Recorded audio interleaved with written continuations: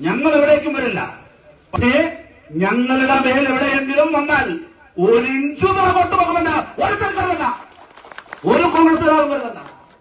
ഭരണം വെച്ച ചെയ്യുന്നതാണ്. ഏത് ഭരണം? ഭരണം വെച്ച് നിങ്ങളെന്താ പോലീസിനെയാണോ ഉപയോഗിക്കുന്നത്? പോലീസ് നിയമപരമായി നിൽക്കും. പോലീസ് നിയമപരമായി നിന്നില്ലെങ്കിൽ പോലീസിനെ നിയമപരമായി നിർത്താൻ കമ്മ്യൂണിസ്റ്റ് പാർട്ടിക്ക് അറിയാം.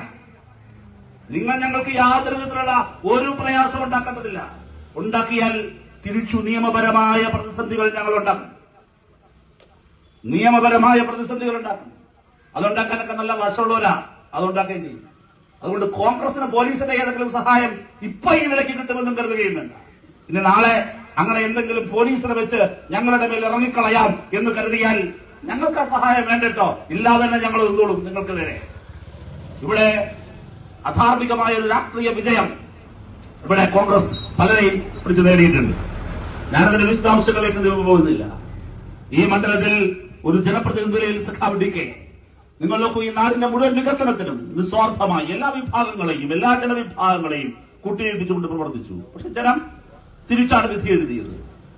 അത് വരും കാലങ്ങളിൽ നമുക്ക് രാഷ്ട്രീയ പ്രവർത്തനത്തിലൂടെ ജനങ്ങളെയാകെ വിശ്വാസത്തിലെടുത്ത് ജനങ്ങളുടെ ആ തെറ്റിദ്ധാരണകളെ മാറ്റി കൂടുതൽ പ്രകാശപൂരിതമായി നമുക്ക് തിരികെ വരാൻ കഴിയണം.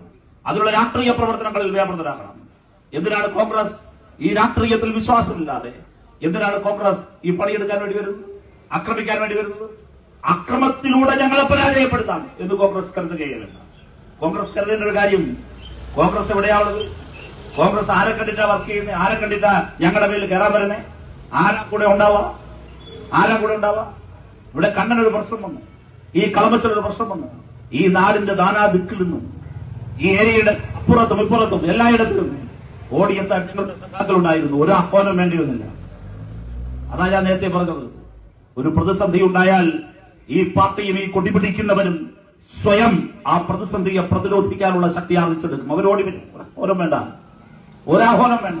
നിമിഷത്തിൽ എന്നെ ഒന്ന് പുറകോട്ട് പിടിച്ചോളണം.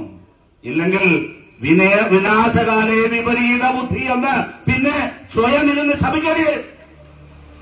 ഒരു സംശയം വേണ്ട.